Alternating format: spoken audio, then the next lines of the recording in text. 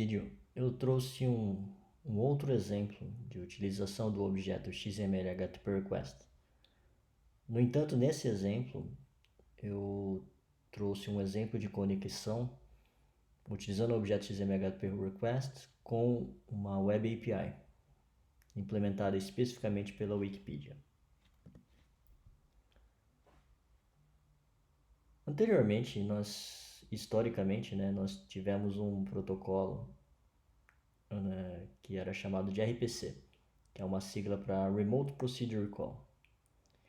E a ideia do RPC era implementar uma forma de comunicação entre um cliente e um servidor, de forma que no cliente eu faria uma chamada por um determinado método, só que esse método ele não seria executado no próprio cliente, mas enviaria uma mensagem para o servidor executaria de fato esse método e o resultado da execução no servidor seria enviado ao cliente.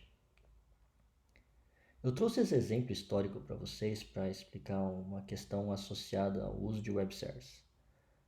A questão é que os web services, esse conceito hoje ele é bastante implementado, de forma que diversas empresas e aplicações web elas implementam como se fosse o servidor desse exemplo que eu estou trazendo para vocês.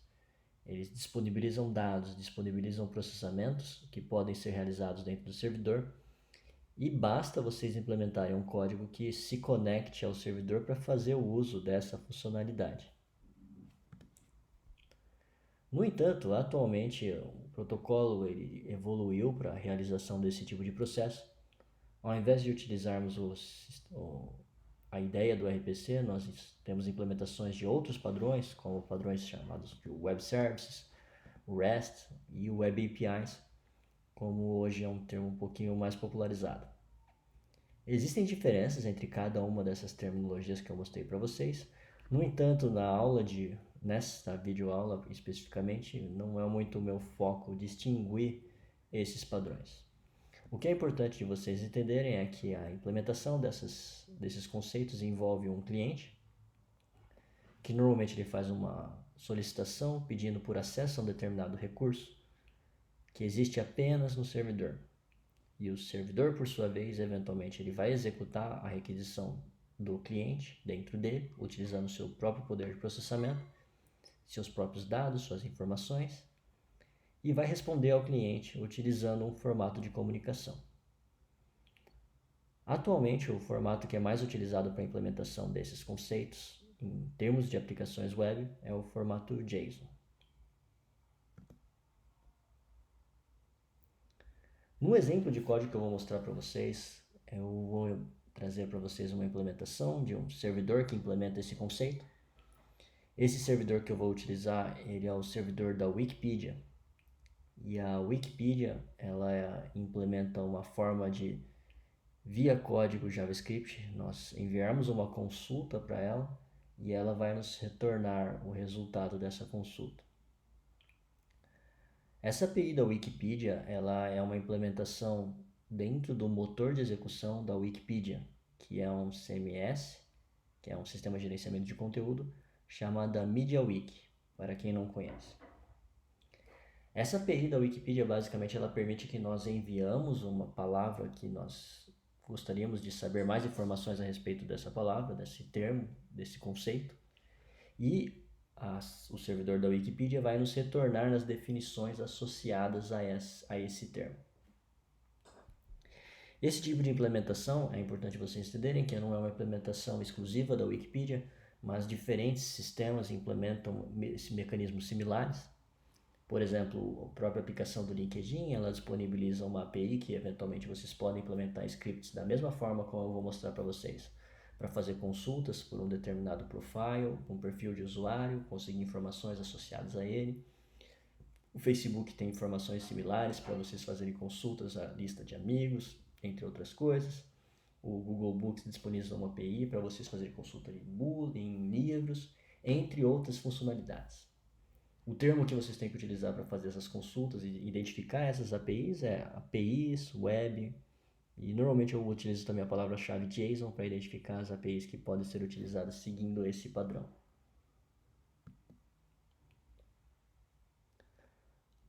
Agora voltando para a API da Wikipedia.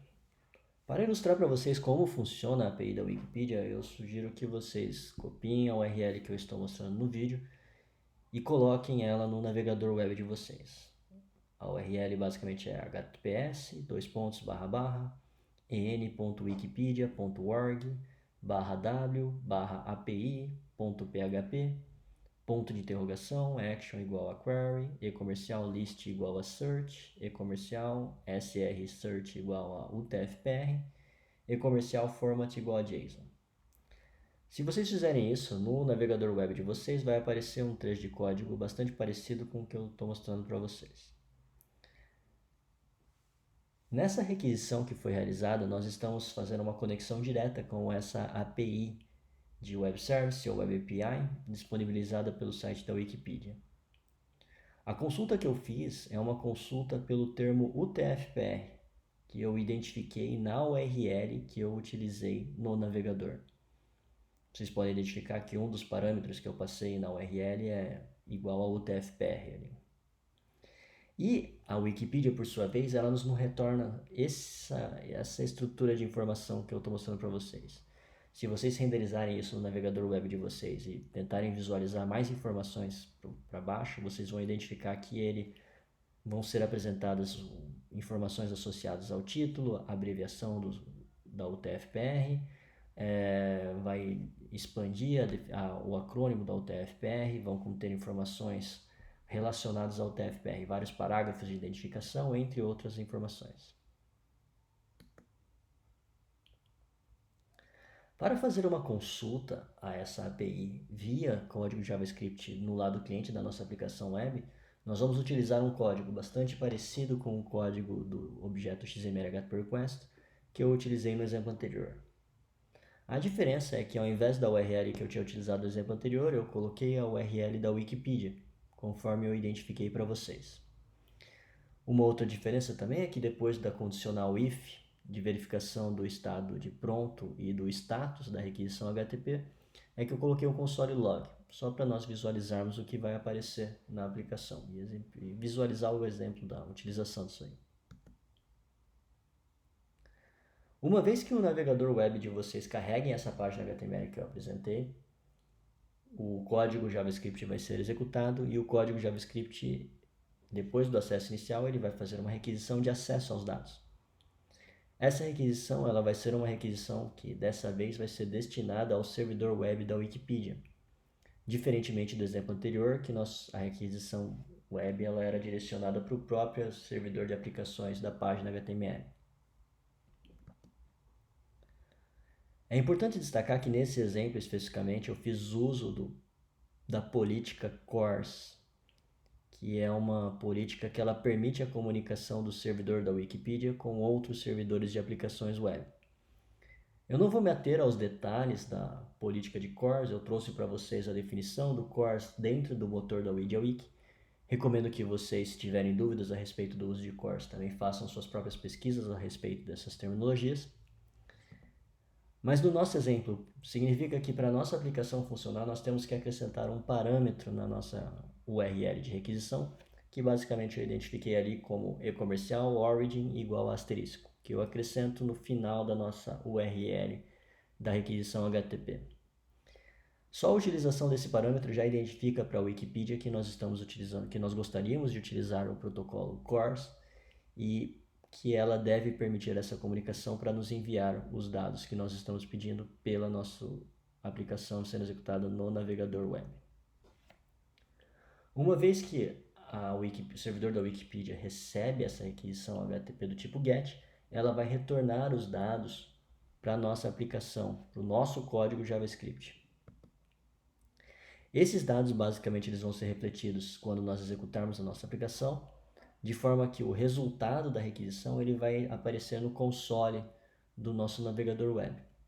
Nesse exemplo estou ilustrando para vocês e vocês podem ter uma ideia mais ou menos de todas as informações que aparecem dentro das informações que são enviadas da Wikipedia. Entre elas tem o título da universidade, tem parágrafos falando onde ela é localizada, tem definições a respeito da universidade, fala de diferentes cursos que existem nela, diferentes campos dela, entre outras informações da universidade. Só para mostrar para vocês que é um exemplo que a princípio é disponível e que funciona para o uso da Wikipedia.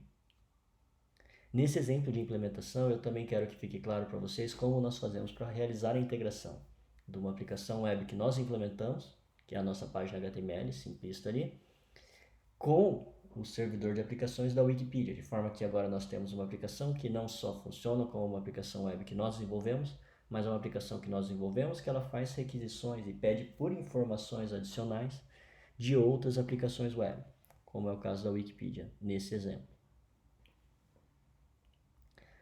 Uma sugestão de melhoria no nosso código aqui seria acrescentar, eu coloquei ali uma variável dentro do if ainda de resposta da requisição HTTP, da verificação do ready state e do status da requisição HTTP. Eu coloquei uma chamada de json.parse em cima do conteúdo de resposta da requisição HTTP. Essa chamada ela vai transformar a resposta da requisição HTTP em um objeto que pode ser navegável dentro do JavaScript. E no exemplo na linha seguinte, vocês podem observar que eu faço o acesso dentro do objeto response com uma chave chamada query, uma chave chamada search, um índice 0 e uma chave chamada snippet. Especificamente nesse exemplo aí, se vocês executarem ele no navegador web de vocês vão observar que uma vez que esse código termine de ser executado, vai ser preenchido e vai ser apresentado na tela uma definição da sigla UTF-PR para o navegador, dentro da nossa aplicação web. É importante vocês observarem que nesse exemplo eu não tenho nenhum banco de dados que possui essa informação, mas esse é um exemplo de código que eu utilizo o banco de dados da Wikipedia por meio da API web que ela disponibiliza para fazer uma consulta para ela com o nosso código e mostrar no navegador. É claro que existem várias elaborações que vocês podem fazer. Por exemplo, nesse código vocês poderiam colocar um campo de busca e aí quando o usuário preencher alguma coisa lá dentro, ele poderia preencher qualquer coisa e vocês utilizarem esse termo que ele preencheu dentro de uma caixinha de texto para fazer uma busca direcionada utilizando essa palavra para a Wikipedia e aí trazer as definições associadas a isso na sua aplicação web.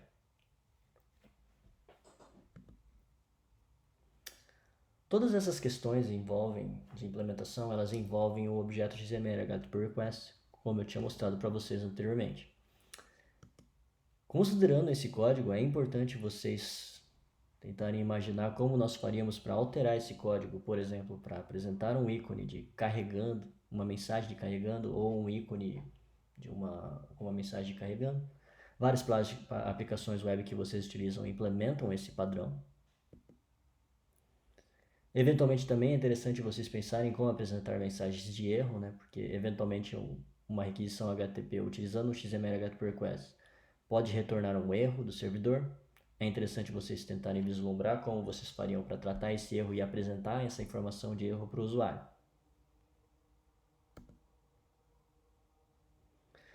Alguns detalhes que são mais interessantes para vocês estudarem a respeito do objeto XML HTTP Request.